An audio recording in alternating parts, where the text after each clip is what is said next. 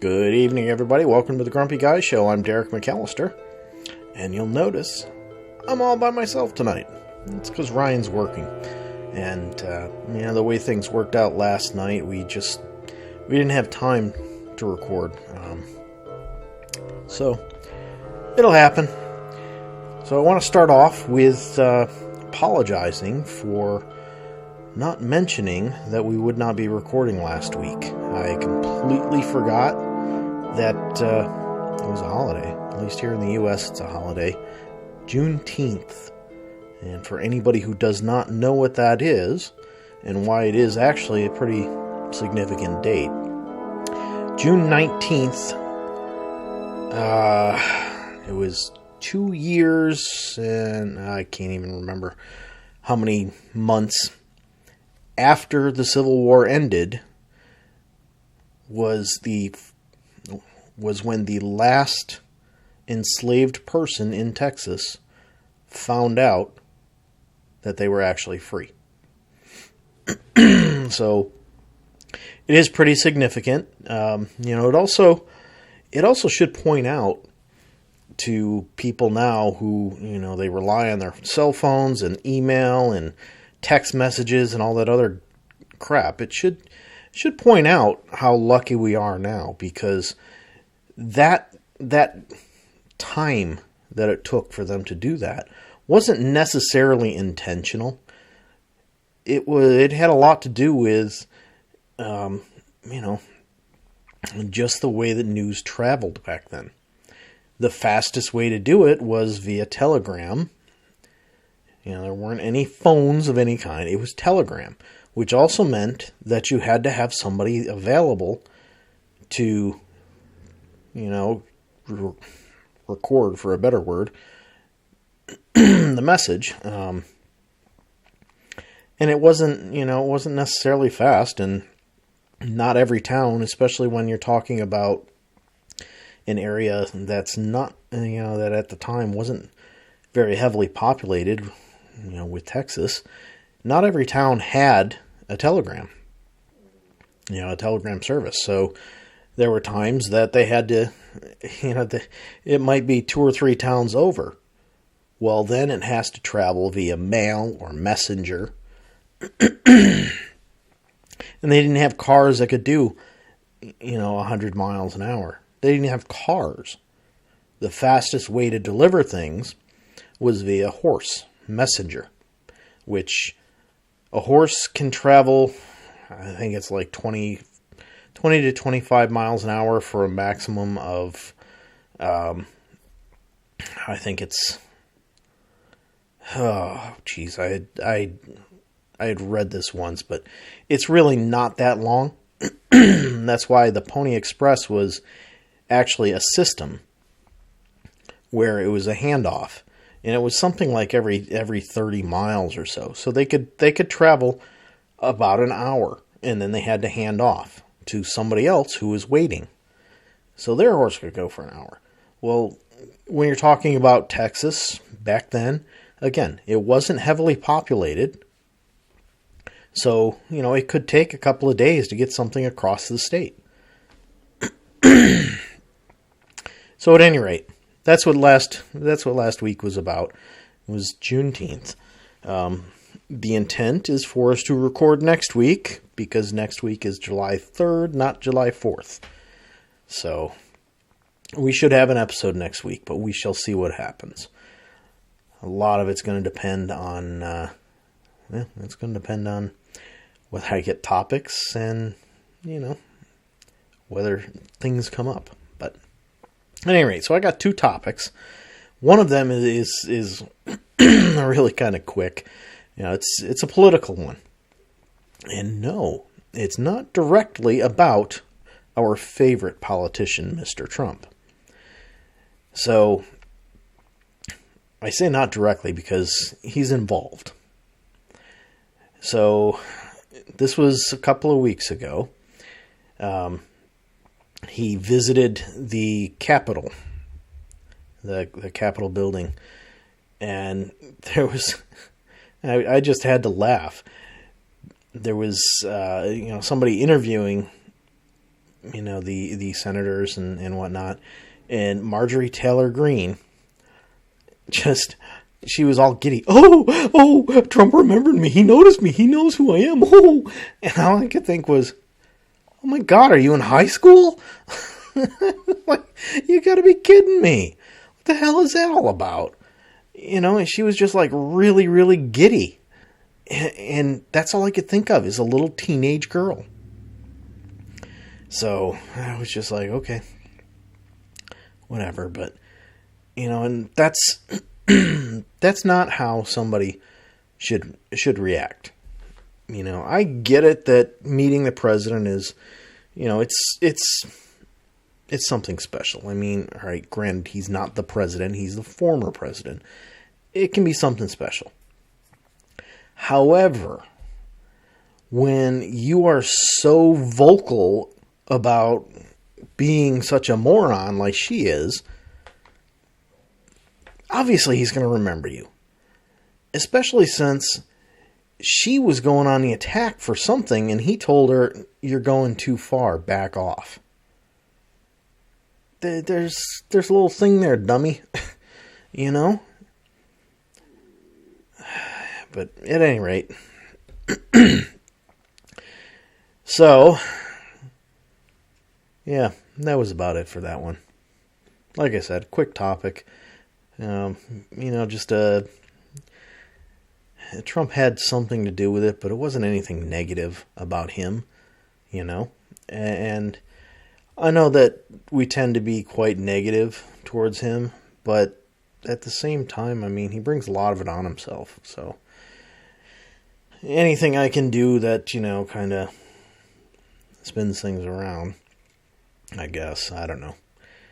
But at any rate, so let's move on to the bigger topic.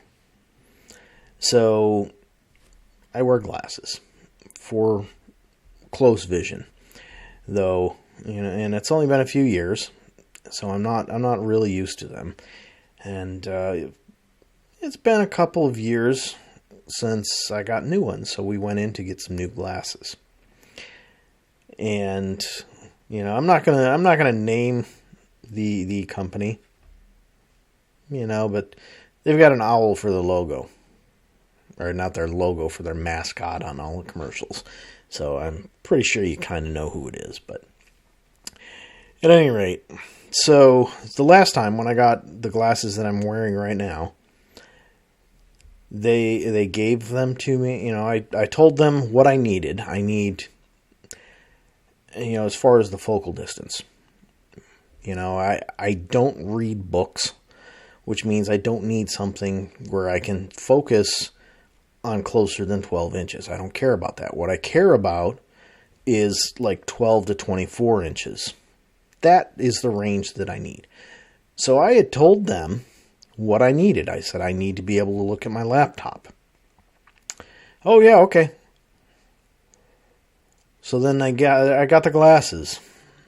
And I could literally, now I'm going to have to turn so that you can see, hold the book, or the phone like this, to be able to read it. Or a menu. And I say a menu specifically because right after we got them, we went to eat. And I couldn't see. If I had it away from me, it was completely blurry. I mean, if I had it more than 6 inches away from my face, I couldn't see anything with them. So I said, okay, well, they're a new prescription. I'll give them a chance. So after a week, couldn't wear them. Went back. Said, I can't wear these. I told you what I need. I can't wear them. Everything becomes fish-eyed as soon as it gets more than a couple inches away from my face. So then they corrected them. No problems, right? So this time I go in to get glasses. This time I'm very specific when I'm talking to the doctor. I'm very specific when I'm talking to the technician afterwards. And, my distance vision is kind of, it needs a little bit of help. And, I actually told them I wanted like the half glasses so that I could actually instead of having to go like this to be able to look at my laptop and watch television, I just wanted glasses that were down that low so that I could just look over the top.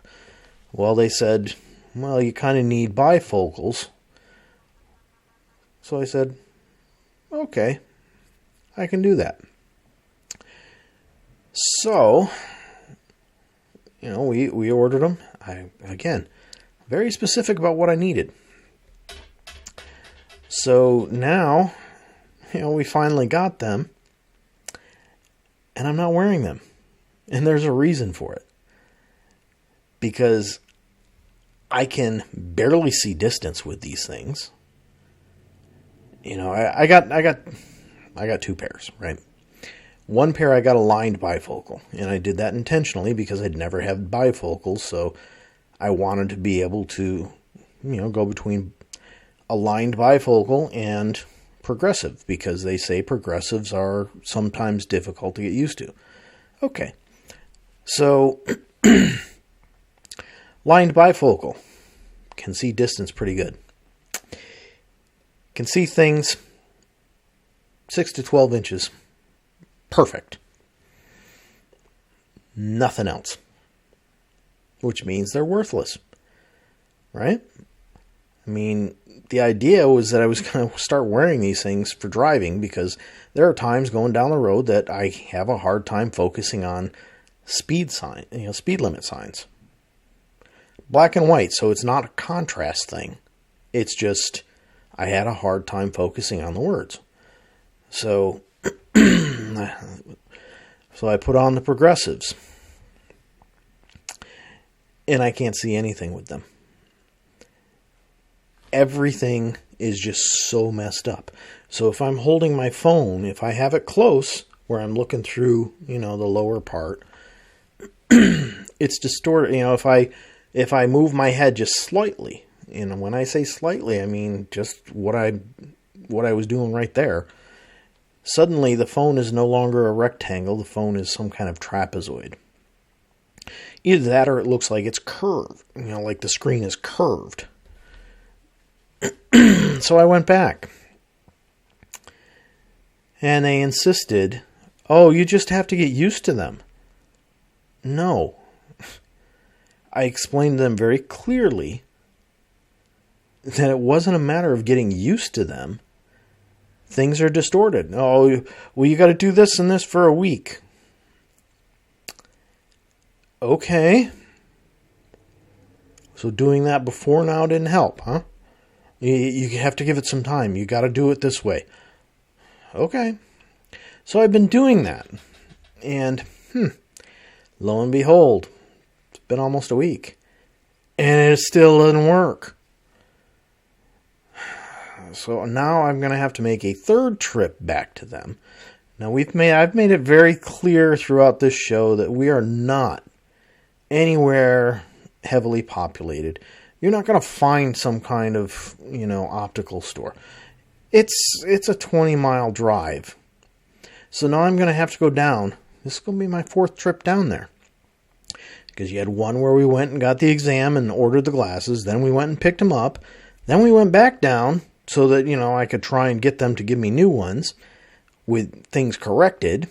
And now I've got to go back again. And then, I'm going to have to go back one more time just to pick up the new ones after another 2-week delay. So now I'm starting to wonder, what the hell am I going there for? Because I was extremely clear with them this time what I needed. And I didn't get it.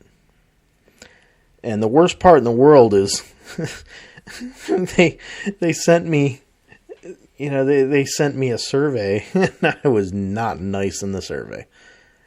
Are you going to recommend them again to somebody else? Nope. Plain and simple. And I put in there, I'm not sure that I'm ever going back again. And that's the truth, It's ridiculous. If I say that something, if I say that a very slight turn of my head distorts things, then they're distorted. I'm not making stuff up just to get new glasses. These are the glasses that you sold me 2 weeks ago. And then top it off. Just top it off with the fact that, you just got to get used to it. No. There's no getting used to it. And when you get the glasses, can you see that? Yeah. Can you see this? Yeah. How about this? Yeah. Okay. It's not like you get any kind of extensive, look around, see if they actually do what you need. No, it's quick. Got to get you in, get you out, so I can go and deal with the next person. It's utterly ridiculous, the state of any kind of healthcare in the United States. It's all about rushing people through. So yeah, I'm not going to be going back there. Not for mine. The wife and kids seem to be doing fine going there, so they want to continue, they can continue, but I'm going to find someplace else. And that someplace else may be the first store that I had gone to from this company, before they opened this one that's much closer. Maybe I'll go out there because they got it right. But, it's ridiculous. And, of course, insurance only covers one pair of glasses a year, which means if I want to go and buy another pair someplace else, I got to pay full price. There's no insurance coverage. So, I'm kind of stuck. And, of course, they were also, when did he buy these? How much longer does he have? And basically what they're trying to do is they're trying to push me out and say, sorry, you're outside your window. We don't have to give them to you for free. It's utterly ridiculous. All just to make a couple of bucks. It's stupid. But at any rate, so there you go. There's this week's episode. Talked a little bit longer than I expected, but hopefully you enjoyed it. I don't know. Yeah. So I'm sure you heard that music starting up. We'll see ya.